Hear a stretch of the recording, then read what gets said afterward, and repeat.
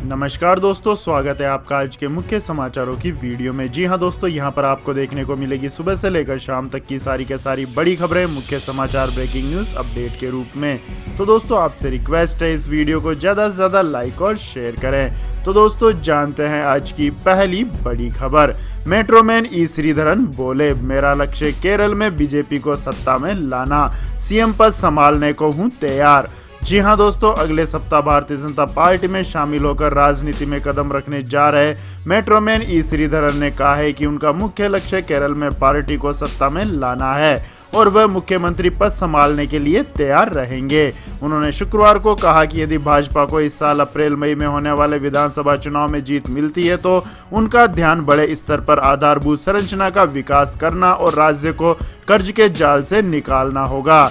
Metro Man के नाम से मशहूर और आधारभूत ढांचों से जुड़ी बड़ी परियोजनाओं के विकास में अपनी कुशलता दिखा चुके श्रीधरन ने कहा है कि अगर पार्टी चाहेगी तो वह विधानसभा चुनाव लड़ेंगे और पार्टी कहेगी तो मुख्यमंत्री का पद भी संभाल सकते हैं। आपकी जानकारी के लिए बता दें दोस्तों, 88 वर्ष के श्रीधरन ने स्पष्ट कर दिया है कि राज्यपाल पद संभालने में उनकी कोई दिलचस्पी नहीं है। उन्होंने कहा है कि यह पूरी तरह संवैधानिक पद है और कोई शक्ति नहीं है और वह ऐसे पद पर रहकर राज्य के लिए कोई सकारात्मक योगदान नहीं दे पाएंगे। उन्होंने कहा कि मेरा मुख्य मकसद भाजपा को केरल में सत्ता में लाना है। अगर भाजपा केरल में चुनाव जीतती है तो 3-4 ऐसे क्षेत्र होंगे जिन पर हम ध्यान केंद्रित करना चाहते हैं। इनमें बड़े स्तर पर आधारभूत संरचना का विकास और राज्य में उद्योगों को लाना शामिल है। इसके बाद दोस्तों जान लेते हैं अगली बड़ी खबर। महाराष्ट्र के वर्धा जिले में कर्फ्यू का ऐलान, 36 घंटों तक घरों में कैद रहेंगे लोग। जी हां दोस्तों, कोरोना वायरस ने एक बार फिर महाराष्ट्र में अपने पैर पसारने शुरू कर दिए हैं। यहां लगातार संक्रमितों की संख्या बढ़ती ही जा रही है, जिसके चलते उद्धव ठाकरे सरकार ने सख्ती के आदेश दिए हैं। इसी के चलते वर्धा जिले में शनिवार रात 8 बजे से सोमवार सुबह 8 बजे तक कर्फ्यू का ऐलान कर दिया है। आदेश के अनुसार सिर्फ मेडिकल स्टोर और अति आवश्यक सेवाओं से जुड़े लोगों को कर्फ्यू में आने जाने की अनुमति होगी। इसके अलावा सभी कुछ बंद रहेगा। इस बार सरकार ने पेट्रोल पंप को भी बंद रखने का आदेश दिया है। वर्धा जिला कलेक्टर प्रेरणा एच देशभर ने बताया है कि कोरोना वायरस के बढ़ते मामलों को देखते हुए स्कूल और कॉलेज को अगली सूचना तक बंद रखने के आदेश भी जारी कर दिए गए हैं। आपकी जानकारी के लिए बता दें दोस्तों, महाराष्ट्र के 8 जिलों में अचानक कोरोना संक्रमितों की संख्या में बढ़ोतरी देखी गई है। पिछले 24 घंटों में महाराष्ट्र में 5,427 नए कोरोना मामले सामने आए हैं, जो इस साल का किसी भी राज्य में सबसे बड़ा आंकड़ा है। तेजी से वापसी करती कोरोना महामारी को रोकने के लिए सरकार ने सख्त गाइडलाइन जारी कर दी है। साथ ही अमरावती में वीकेंड पर लॉकडाउन और यवतमाल में नाइट कर्फ्यू की घोषणा की है। इसके बाद दोस्तों जान लेते हैं अगली बड़ी खबर। भारतीय किसान यूनियन का फरमान, शादी और जश्न में भाजपा नेताओं को बुलाया तो 100 आंदोलनकारियों का खाना भेजना पड़ेगा। जी हां दोस्तों, भारतीय किसान यूनियन के अध्यक्ष नरेश टिकैत ने उत्तर प्रदेश के सिलोली में हुई महापंचायत में लोगों से कहा है कि भाजपा नेताओं को शादियों और दूसरे कार्यक्रमों में इनवाइट नहीं करें। अगर कोई ऐसा करता है तो उसे अगले दिन भारतीय किसान यूनियन के 100 कार्यकर्ताओं को खाना खिलाना पड़ेगा। उन्होंने कहा कि इसे चाहे तो आदेश समझ लें या सलाह समझ लें। नरेश टिकैत ने 17 फरवरी को हुई महापंचायत में यह ऐलान किया था। टिकैत के इस बयान की जानकारी शुक्रवार को सामने आई है। टिकैत ने मीडिया से बातचीत में कहा है कि अगर भाजपा नेताओं को कार्यक्रम में बुलाया और उनसे दुर्व्यवहार होता है तो वे भारतीय किसान यूनियन को दोष देंगे। इसलिए मैं चाहता हूं कि उन्हें अपने घर में ही खुश रहना चाहिए। आप चाहें तो इसे बाइकआउट भी समझ सकते हैं। इसके बाद दोस्तों जान लेते हैं अगली बड़ी खबर। भारत चीन ने पैंगोंग में खत्म किया सैन्य टकराव, दूसरे मोर्चे से सेनाएं हटाए जाने को लेकर आज होगी कमांडर स्तरीय 10वें दौर की वार्ता। जी हां दोस्तों, भारत और चीन ने वास्तविक नियंत्रण रेखा पर सैन्य टकराव खत्म करने की दिशा में पहला कदम पूरा करते हुए पैंगोंग झील के इलाके से अपने अपने सैनिकों को पीछे हटा लिया है। दोनों देशों के बीच हुई समझौतों के मुताबिक सैनिकों को पीछे हटाने का पहला चरण पूरा होने के बाद आज भारत और चीन के सैन्य कमांडो के स्तर पर बातचीत का दौर फिर से शुरू होगा। सैन्य कोर कमांडर स्तर की 10वें दौर की यह वार्ता भारत के चुशुल सेक्टर के करीब चीन के मोल्डो में होगी। सैन्य कमांडो की यह वार्ता बेहद अहम है क्योंकि इसमें पूर्वी लद्दाख में वास्तविक नियंत्रण रेखा पर टकराव के दूसरे अग्रिम मोर्चों से सैनिकों को हटाए जाने पर चर्चा की जाएगी। इसके बाद दोस्तों जान लेते हैं अगली बड़ी खबर। सरकार के बैंक निजीकरण के खिलाफ संगठनों का विरोध प्रदर्शन, मार्च में संसद घेरने का ऐलान। जी हां दोस्तों, बैंक कर्मचारी संगठनों ने सरकार की ओर से निजीकरण की योजना के विरोध में शुक्रवार को सभी राज्यों की राजधानी में विरोध प्रदर्शन किया। बैंक कर्मचारी संगठनों ने कहा कि यदि उनकी मांगे पूरी नहीं हुई तो वे मार्च में संसद का घेराव करेंगे। की जानकारी के लिए बता दें दोस्तों, वित्त मंत्री निर्मला सीतारमण ने इस महीने की शुरुआत में अपने बजट भाषण के दौरान सार्वजनिक क्षेत्र के 2 बैंकों के निजीकरण की घोषणा की थी। अखिल भारतीय बैंक कर्मचारी संघ ने एक बयान में कहा है कि यूनाइटेड फोरम ऑफ यूनियंस के बैनर तले 9 यूनियनों के लगभग 10 लाख बैंक कर्मचारी और अधिकारी मिलकर सरकार के प्रस्ताव के खिलाफ आंदोलन कर रहे हैं। AIBA ने कहा है कि शुक्रवार को धरने के बाद बैंक संगठन अगले 15 दिनों के दौरान देश भर में विरोध प्रदर्शन करेंगे। AIBA के महासचिव वेंकट चल्लम ने कहा है कि सरकारी बैंकों के सामने एकमात्र समस्या खराब कर्ज की है, जो अधिकांश कॉरपोरेट और अमीर उद्योगपतियों द्वारा लिए जाते हैं। सरकार उन पर कार्यवाही करने के बजाय बैंकों का निजीकरण करना चाहती है। इसके बाद दोस्तों जान लेते हैं अगली बड़ी खबर। National highway authority of India ने टोल वसूली को 100% कैशलेस बनाने के लिए फास्टैग को किया फ्री। जाने कब तक वैलिड है ऑफर। जी हां दोस्तों, राष्ट्रीय राजमार्ग प्राधिकरण ने देश भर के टोल टैक्स कलेक्शन सेंटर्स को कैशलेस बनाने के लिए कमर कस ली है। इसके लिए NHAI ने फास्टैग के इस्तेमाल को जरूरी बना दिया है। लोग जल्द से जल्द फास्टैग का इस्तेमाल करने लगे। इसके लिए NHAI ने फास्टैग को ही मुफ्त में देने का ऐलान कर दिया है। NHAI की कोशिश है कि अगले कुछ दिनों में टोल टैक्स की वसूली पूरी तरह से कैशलेस हो जाए। आपकी जानकारी के लिए बता दें दोस्तों, national highway authority of India पूरे देश में नेशनल हाईवे की देखरेख और टोल की वसूली करती है। उसकी तरफ से दी गई जानकारी में कहा गया है कि सिर्फ 2 दिन के भीतर ही 2.5 लाख से ज्यादा फास्टैग खरीदे गए। यही नहीं, 17 फरवरी को एक दिन में सबसे ज्यादा ऑनलाइन कलेक्शन का रिकॉर्ड भी टूट गया था, जब पूरे देश में फास्टैग के माध्यम से 95 करोड़ रुपए की टोल टैक्स वसूली की गई। इसके बाद दोस्तों जान लेते हैं अगली बड़ी खबर। नितिन गडकरी की सरकार से मांग, कहा LPG की जगह इलेक्ट्रिक कुकिंग पर मिले सब्सिडी। जी हां दोस्तों, पेट्रोल डीजल पर देश की निर्भरता को कम करने के लिए सड़क और परिवहन मंत्री नितिन गडकरी ने इलेक्ट्रिक व्हीकल के ज्यादा से ज्यादा इस्तेमाल करने पर जोर देने की पैरवी की है। लोग इलेक्ट्रिक व्हीकल का इस्तेमाल शुरू करें, इसके लिए पहले उन्होंने सरकार के विभागों में ही ई-व्हीकल्स के इस्तेमाल पर जोर दिया है। साथ ही हो सकता है आने वाले वक्त में LPG गैस सिलेंडर की जगह आपको इंडक्शन कुकिंग पर सरकार सब्सिडी दे। उन्होंने इस पर सरकार से विचार करने के लिए कहा है। नितिन गडकरी ने कहा कि दिल्ली में 10,000 इलेक्ट्रिक गाड़ियों के इस्तेमाल से 30 करोड़ रुपए हर महीने बचाए जा सकते हैं। इस कार्यक्रम में मौजूद ऊर्जा मंत्री RK सिंह ने फ्यूल सेल बस सर्विसेज का ऐलान किया है, जो दिल्ली से आगरा और दिल्ली से जयपुर के बीच चलेगी। हालांकि इसकी तारीख का ऐलान अभी नहीं हुआ है। इसके बाद दोस्तों जान लेते हैं अगली बड़ी खबर। केंद्रीय कर्मचारियों को मिलेगी सौगात, 4% तक बढ़ सकता है महंगाई भत्ता। जी हां दोस्तों, होली से पहले देश के सरकारी कर्मचारियों को बड़ी खुशखबरी मिलने जा रही है। मीडिया रिपोर्ट्स के मुताबिक मोदी सरकार महंगाई भत्ते को 4% तक बढ़ा सकती है। इससे केंद्र सरकार के कर्मचारियों के वेतन में काफी बढ़ोतरी हो जाएगी। इससे केंद्र सरकार के 50 लाख कर्मचारी और 61 लाख पेंशन भोगियों को फायदा होगा। मीडिया रिपोर्ट्स के अनुसार all India consumer price index की घोषणा और संसद में केंद्रीय बजट 2021 पेश होने के बाद महंगाई भत्ते में 4% तक की बढ़ोतरी के आसार अधिक बढ़ गए हैं। सूत्रों के मुताबिक सरकार महंगाई भत्ते को 4% बढ़ा सकती है, साथ ही दूसरे बकाया भत्तों का भी भुगतान कर सकती है। इसके बाद दोस्तों जान लेते हैं अगली बड़ी खबर। लेकिन दोस्तों, अगली खबर जानने से पहले आप लोगों से गुजारिश है कि इस वीडियो में दिखाई गई खबरें अगर आपको पसंद आई हो तो इस वीडियो को लाइक करें, शेयर करें और हमारे चैनल को सब्सक्राइब करें। तो दोस्तों जान लेते हैं अगली बड़ी खबर। अमेरिकी संसद में पेश किया गया नागरिकता विधेयक 2021, हजारों भारतीय IT प्रोफेशनल्स को होगा फायदा। जी हां दोस्तों, अमेरिकी राष्ट्रपति जो बाइडेन ने बड़ा कदम उठाते हुए संसद में अमेरिकी नागरिकता विधेयक 2021 को पेश कर दिया है। अगर यह कानून बनता है तो इससे हजारों भारतीय IT प्रोफेशनल्स को फायदा होगा। इसके जरिए रोजगार आधारित ग्रीन कार्ड के लिए किसी देश के प्रवासियों की संख्या सीमित करने पर पूर्व में लगाई गई रोक खत्म की जाएगी। कानून बनने के बाद H1B वीजा धारकों के आश्रितों को भी काम करने की अनुमति मिलेगी। अमेरिका में प्रौद्योगिकी क्षेत्र में काम करने वाले हजारों भारतीयों को भी इसका फायदा होगा। संसद के दोनों सदन, प्रतिनिधि सभा और सीनेट में विधेयक के पारित हो जाने और राष्ट्रपति राष्ट्रपति जो बाइडेन के हस्ताक्षर के बाद कानून बनने से बिना दस्तावेज के रह रहे और वैध तरीके से देश आए लाखों लोगों को नागरिकता मिलने का रास्ता बनेगा।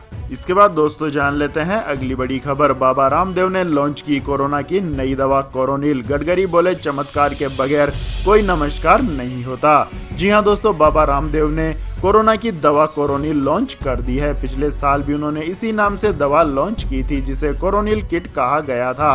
कोरोनिल लॉन्च के मौके पर सड़क परिवहन मंत्री नितिन गडकरी और डॉक्टर हर्षवर्धन भी मौजूद रहे। इस नई दवा की घोषणा पर पतंजलि योगपीठ का कहना है कि कोरोना के उपचार में काम आने वाली दवा एविडेंस बेस्ड है, यानी ये दवा साक्ष्यों पर आधारित है। बाबा रामदेव ने दवा लॉन्च के मौके पर कहा कि इस दवा के लिए जितनी भी पैरामीटर्स होते हैं सभी का पालन किया गया है। कोरोनिल पर बहुत लोगों ने सवाल उठाए थे, लोग शक की निगाहों से देखते हैं। बाबा रामदेव ने कहा है कि पतंजलि रिसर्च इंस्टीट्यूट के साइंटिस्ट और पुरुषार्थ से विश्व को कोरोना जैसी महामारी से मुक्ति दिलाने की यह सफल अनुसंधान संभव हो पाया है।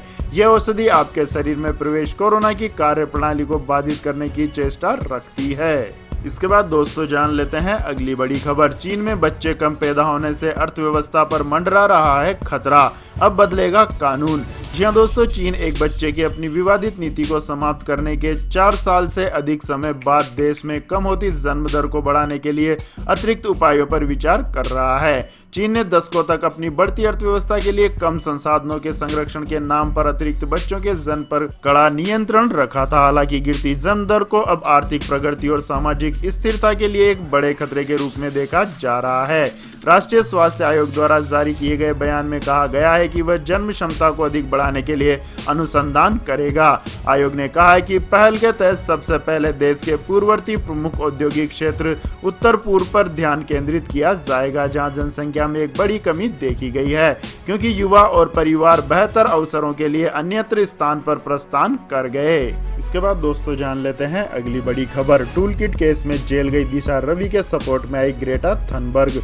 कहा शांतिपूर्ण प्रदर्शन मानवाधिकार और लोकतंत्र का हिस्सा। जी हां दोस्तों, किसान आंदोलन के समर्थन में टूल किट ट्वीट करके गिरी क्लाइमेट एक्टिविस्ट ग्रेटा थनबर्ग ने शुक्रवार को दिशा रवि का समर्थन किया है। उन्होंने एक ट्वीट करके लिखा है कि अभिव्यक्ति की स्वतंत्रता और शांतिपूर्ण प्रदर्शन सभी का मानवाधिकार है, यह किसी भी लोकतंत्र का मूल हिस्सा होना चाहिए। इसके साथ ही ग्रेटा थनबर्ग ने स्टैंड विद दिशा रवि का हैशटैग भी लगाया है। दिशा रवि के समर्थन में ग्रेटा थनबर्ग ने फ्राइडेज फॉर फ्यूचर इंडिया के उस ट्वीट को कोट करते हुए ट्वीट किया जिसमें लिखा था कि Fridays for future India climate justice के लिए वैश्विक आंदोलन का एक हिस्सा है। हम छात्रों के एक समूह से मिलकर बने हैं जो केवल एक आशा की किरण के साथ एक ऐसा भविष्य बनाने की दिशा में प्रयास करते हैं जो जीवन जीने लायक हो।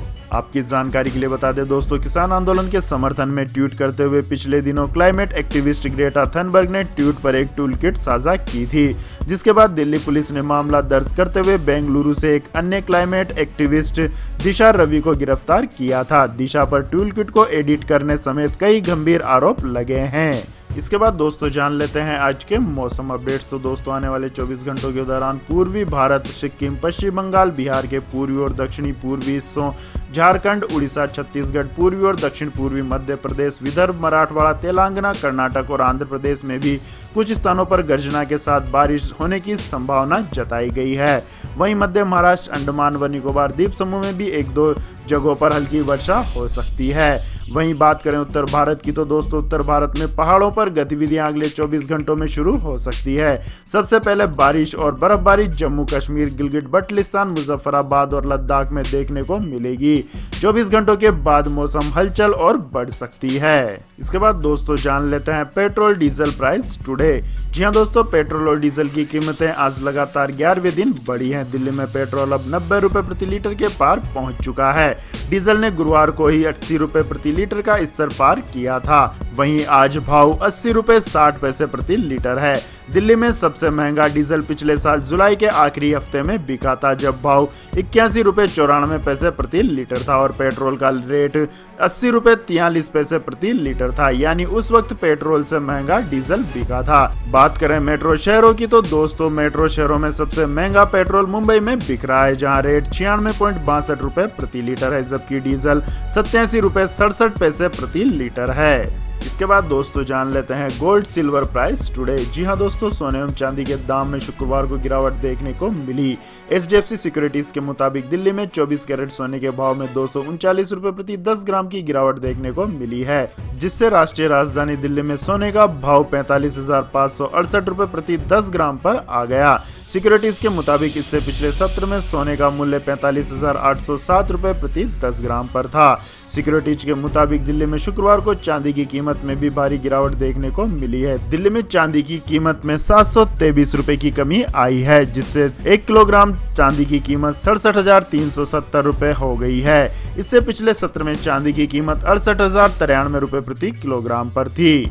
इसके बाद दोस्तों जान लेते हैं अगली बड़ी खबर। बजाज ने लॉन्च की नई पल्सर 180 BS6। जी हां दोस्तों, प्रमुख दोपहिया वाहन निर्माता कंपनी बजाज ऑटो ने शुक्रवार को अपनी सबसे ज्यादा popular bike Pulsar 180 BS6 nude roadster को लॉन्च किया है। कंपनी ने इसकी एक शोरूम कीमत 1.4 लाख रखी है। बाइक को इस बार BS6 कंपाइट इंजन के साथ अपडेट किया गया। हालांकि फिलहाल ये केवल एक ही कलर ऑप्शन ब्लैक रेड में उपलब्ध है। रिपोर्ट के मुताबिक नई पल्सर रोस्टर लॉन्च के बाद डिस्प्ले और टेस्ट राइड के लिए कंपनी की डीलरशिप पर पहुंचना शुरू हो गई है। खबरों की माने तो इसे हाल ही में एक डीलरशिप पर खड़े हुए स्पॉट भी किया गया था। इसके बाद दोस्तों जान लेते हैं अगली बड़ी खबर। खत्म हुआ इंतजार, आसूस का गेमिंग स्मार्टफोन ROG Phone 5 इस दिन होगा लॉन्च। जी हां दोस्तों, स्मार्टफोन निर्माता कंपनी आसूस ने अपने बहुचर्चित हैंडसेट ROG Phone 5 की लॉन्चिंग का ऐलान कर दिया है। Asus ROG Phone 5 gaming smartphone को 10 मार्च के दिन ग्लोबल बाजार में उतारा जाएगा। हालांकि इस अपकमिंग स्मार्टफोन की कीमत या फीचर को लेकर कोई जानकारी नहीं मिली है।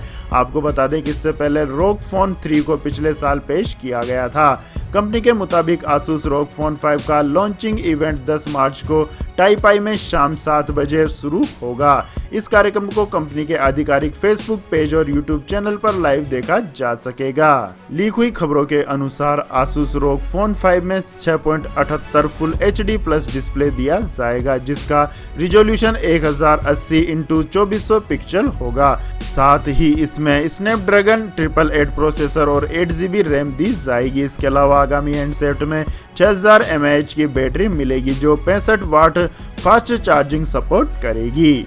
इसके बाद दोस्तों जान लेते हैं अगली बड़ी खबर। सेंसेक्स 51,000 अंक के नीचे आया। जी हां दोस्तों, घरेलू शेयर बाजार शुक्रवार को लगातार चौथे सत्र में गिरावट के साथ बंद हुआ। BSE सेंसेक्स 434.93 अंक यानी 0.85% लुढ़क कर 50,889.76 अंक के स्तर पर बंद हुआ।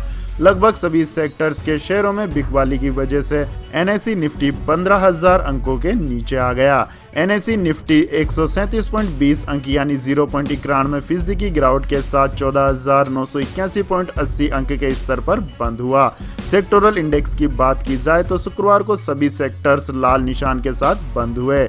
निफ्टी पर ONGC, hero MotoCorp, Tata steel, SBI और टाटा मोटर्स के शेयरों में सबसे ज्यादा गिरावट देखने को मिली। वहीं UPL, IndusInd bank, doctors Reddy, GAIL और HUL के शेयर हरे निशान के साथ बंद हुए। तो यह थी दोस्तों आज की सभी महत्वपूर्ण बड़ी खबरें। और दोस्तों अब बारी आती है आज के माइंड क्विज क्वेश्चन की, जिसका जवाब देकर आप बन सकते हैं एक शानदार उपहार के विजेता। तो दोस्तों आज का सवाल है, आजाद भारत के पहले गृह मंत्री कौन थे? जी हाँ दोस्तों, अगर आपको इस सवाल का जवाब आता है तो तुरंत कमेंट सेक्शन में लिख दीजिए। इस वीडियो को लाइक कीजिए, शेयर कीजिए और हमारे चैनल को सब्सक्राइब करके बेल आइकन का बटन भी दबा लें। धन्यवाद। जय हिंद, जय भारत, वंदे मातरम।